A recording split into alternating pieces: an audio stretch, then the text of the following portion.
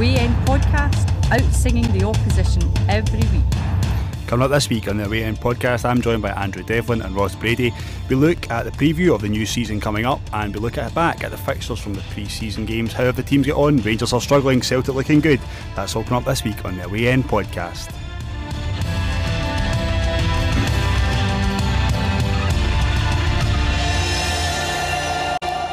I'm Alan Potts, joined by my regular guest Andy Devlin and Ross Brady. A nice welcome return for him. Mr. Devlin, how are you? Not bad, yourself? Yes, very well, Good. Thank you, very well. Nice to look back at that ginger face across the table. Always is, especially now it's all sunburnt as well. It's lovely, yeah. I've got a nice colour here from this light coming in. As well. Ross, nice to see you. Aye, it's been good. Been a wee while since we've seen you. It has been, aye. What have you See been in the park, Ross? Oh, it was brilliant. Aye. Amazing weekend. Any planking? Wee bit, aye. Top of Blondie and that. Watch yourself, easy now. Malwini. Malwini, yes. Apparently, reports from our boss man Andrew tells us he's a sterling centre half. He's looking good. Isaac Osborne, who have seen at Coventry a few times. Gonzalez, Man City goalkeeper on loan, and Chris Clark returns to Tawdry. That could be a good sign. Chris Clark coming back. Yeah, with regards to Malwini, I know a Preston fan who loved him when he was there, so I think that might be a cracking signing for Aberdeen. Isaiah Osborne came through the youths at Aston Villa. He's could be promising up in the SPL. Chris Clark, he knows the SPL well. It's a good bit of experience as well for Aberdeen. That's some good signings, I think. For The only thing I would suggest that they would miss perhaps is the experience. We touched on it last year. I think it was 11 or something like that at the starting. The players on the bench in the starting squad were all under 21, so they're lacking a bit of experience. And I think that's something that they're missing. Malwini from Preston, I think he's 30 odd, isn't he? So he provides that little bit, especially at centre half, where they've lost the impeccable Xander Diamond. The gaping hole in the centre of the defence there now, so it has to be filled. Is that sarcasm by any chance? Not a chance, Alan. Not a chance. I just see that Andrew looking at me through angry eyes over there.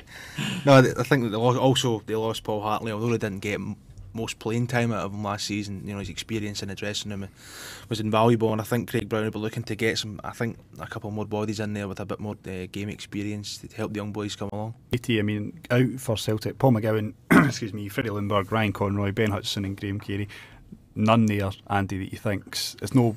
Freddie Lundberg's a big name signing, but he never done anything. It never really happened for him. I think that the former Chris Commons over the course of the run into the season kind of hindered Freddie Lundberg's first team appearances, so he never really got the chance to show what he can do. The rest are all young players. We're never going to break into the team, unfortunately. But I still think Celtic need to get a shot of a few fringe players. I know Niall McGinn's away on loan to Brentford, so that'll give him some game time, but some players need to get moved out for the wage bill, if nothing else. because Conway, Gomez and Babin have been the stars, apart from Good Willie, in the Dundee United team. I think Willow Flood should be a decent signing back in the SPL. Gomez, Boabin and Conway were integral to Dundee United's successes over the last couple of seasons, and they'll definitely miss them, I think. Dunfermline, Andy, sticking with yourself, they've been very busy indeed. Paul Burns from Queen of the South, Kevin Rutkiewicz from St Johnstone, Paddy Boyle from Partick Thistle, Andy Barrowman from Ross County, Paul Gallagher from St Mirren, John Potter from Dunfermline and Jason Thompson on from Hearts, and they've only lost Callum Woods. The thing is, do any of these boys, other than Paul Gallagher, ex-Scotland keeper, do any of these boys stick out as big money signings? I don't think big money is something that Dunfermline are working with, to be honest. I think they're just scraping the kind of bargain basement at the minute. John Paul Potter's an interesting one. He's had a good couple of years at St Mirren. I've got a few friends that are St Mirren supporters will kill me for saying that.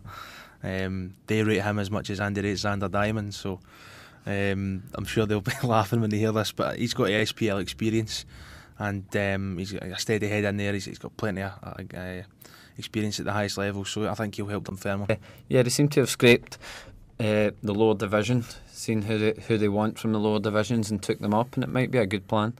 Take the best from the rest, really, because they can't compete financially with about 7 or 8 of the other SPL clubs. So I think they've done pretty well so far.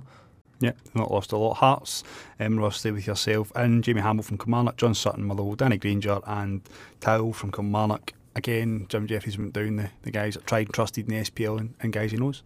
Yeah, at the start of the transfer window, I was looking at Hearts and I thought that they were doing what the Old Firm have been doing for years, and looking at people like Celtic did with Derek Riordan, like Rangers did with Kevin Thompson, and taking the best from the other SPL clubs. And I think they will nail down third place easily this season. I think John Sutton, Kevin Kyle up front will be powerful for any team. Jamie Hamill's a good signing from Kilmarnock. Tayo's got a trick or two. I think they'll get building a really good squad. They've kept the kind of nucleus of the squad together, and as I say, they've added around it. And as Ross has already mentioned, third next season for me, if they get it right, Hearts is a nail. It's an absolute stick on. You know, I don't think anyone will stop them next season.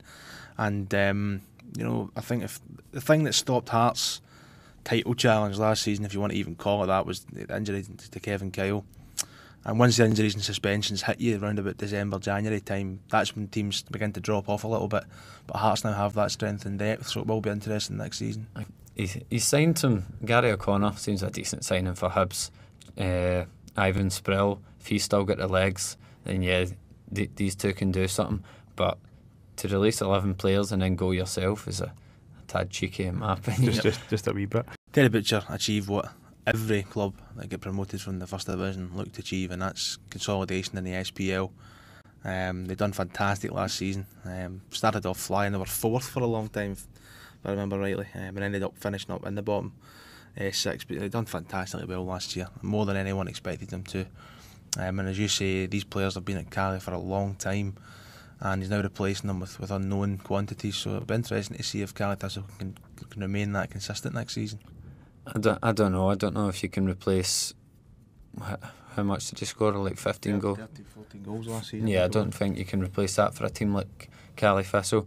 If he manages to do so, then I think Terry Butcher will be delighted. But Adam Rooney is a big miss. I've also, my issue with Kilmarnock is I've flagged it up time and time again, and it's as obvious as anything. They just don't have anybody to score goals. The minute Connor Salmon left Rugby Park, the goals just dried up. And I've already mentioned it, I think they're going to be struggling this year because of that fact. The other thing I said, that the mystery, I'm reading reports today, is that a mystery trialist last night who was not named but apparently impressed. So we don't know much about him, which isn't much. That's fantastic, good. Alan. That's it. Kilmarnock will win the league next season then, based on that assessment. Indeed I do. He's apparently mystery striker who's scored and was impressive. Well, if it's messy, because it could be, then Kilmarnock will win the league. Was it Michael Johnson that won the lottery the other night, was it? Was it? It must have been, if he's going to afford Messi. Ross, could you take me back to serious stuff? Kilmarnock, what's your thoughts? I think they've lost over the last season Connor Salmon, Mehdi Tayoul, Jamie Hamill, Eremenko's away as well. Eremenko, and Fraser Wright is probably their 5 best players. And Craig Bryson, he's their 5th best player. Sorry, Fraser. So they've lost their team captain, their goal scorer, their talisman, their winger. I just don't see how they can really, if they can get in some decent replacements, but they've brought in a lot of players with no experience, players that haven't played SPL football before, and I think they might just struggle this season. That's Stuart McCall's biggest problems, replacing the goals of both John Sutton and the Fox in the box. And I think Michael Higden's a kind of straight, like for light replacement of John Sutton. And if they can keep Humphreys, they've still got Humphreys and Murphy, get down the flanks and provide the service for Higden, I think Motherwell will be okay next year. I'm surprised that they've kept Murphy. I thought a lot of teams like Hearts or even Aberdeen would have took a punt on Murphy. I think he looks a cracking player. I think replacing John Sutton is going to be hard for Motherwell, and he's let Franny Jeffers go as well, so I'd imagine there would be a couple of wages freed up so that they could go out and maybe get a striker like they did with Matt McGee did with Chris Potter at Motherwell not that long ago. Rangers don't have money to splash around. They have to look for the right signings at the right time, and if it doesn't fit, if the face doesn't fit, there's no point in wasting money. Every signing has to be shrewd, and it has to be to the benefit of the team as a whole, and I think that's what Alan McCoy is looking at. Keeping Jelavic, who on this show we were convinced that Jelavic was leaving because he's been so impressive. Whittaker had a great season. I know he takes penalties, but he did score, I think, double figures last season. It's a good bit of business, and keeping these guys and keeping that team spirit that Rangers seem to have to get through games, push over the line. that's it's going to be good for Alan McCoy, and he's hoping these guys that he knows and he trusts are going to do him a turn. All coming in, going out. Dewberry, Kevin Rutkiewicz, Danny Granger, Cleveland Taylor, Scott Dobie, Danny Invincible, Colin Samuel, Peter McDonald, Andy Jackson, Jordan Robertson, Graham Smith, Neil Duffy. Like some others, he's cleaned out his squad. He has been busy. But what he has done is he's brought in boys who have all played in the SPL in the past, and all are. Some of them aren't old, certainly. Some of them are in their early 30s, late 20s, early 30s, but they've been over the course before. Yes, they have. Again, though, similar to Kilmarnock, my thing with St Johnstone's goal scorers. I just don't see where they're going to get the goals from next season. Unless Callum Davidson's going to take penalties again. That's really the only way I can see them scoring.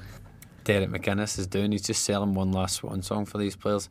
One last cup journey. I think like Michael Dewberry last season, he was distraught at not making the final after Motherwell comprehensively beat them. He was distraught because I think Derek McInnes really sold it as one last cup final, because I think Dewberry's last one was when he was like 21, which he was when he was obviously at the height of his career. So I think that's what he's selling, just one last chance for success, and they're coming up and they're revelling in it, and they have been so far anyway. Yeah, but I think speaking to St Mirren supporters, obviously coming from Paisley, the one that they seem to be the most excited about is Graham Carey. They had him on loan from Celtic. I think it was 2 years ago. He's a left-sided player, left full-back or left midfielder, and he was, from what I've been led to believe, was outstanding for St Mirren. I remember him scoring a free kick at Ibrox. He was absolutely outstanding for St Mirren in his loan period there, and they're absolutely delighted that Celtic have decided to tear his contract up, and St Mirren have been able to pick him up on a free transfer. They're absolutely over the moon with that. Strike partnership, I think, next season is self-explanatory of Hasselbank and Thompson. There's goals there, I think. Gary Teal, getting him up to the SPL for the first time in his career is a fantastic piece of business from Danny Lennon. But as I said before, my concern with regards to St Mirren, and it's shared by a number of St Mirren supporters that I know, is the defence, and it doesn't look very solid, I'm afraid. I would fancy St Mirren for a top 6 finish with that sort of squad. That's it. Do you really think top 6? Yeah. We've done predictions a couple of weeks back yourself. Yes. Now you said Celtic for the title, and Did I? I didn't say Celtic for the title. I said the 4 teams that would get relegated. Who do you think will get relegated? Well, I don't think all 4 of them are relegated, because that's impossible. But St Mirren, Kilmarnock, Dunfermline and St Johnstone. So if you've put you in the spot now, you're looking at some of the boys that have brought in. Who have they now? There's 6 weeks out to go in the transfer window, but who are they now? If you had to put your money on somebody, who would it be? Bit sharper to start off, and a good start's always good. So I would say for relegation, I would say go on, title protection. I know what you're going to say. Well, I just think Aberdeen. If Kilmarnock are able to get that super trialist they've got, then they're in for it. They're in a shout. No, for me, I think Ross is right in what he says. Winning is a fantastic habit to get into early on, and the sooner you do it, the better.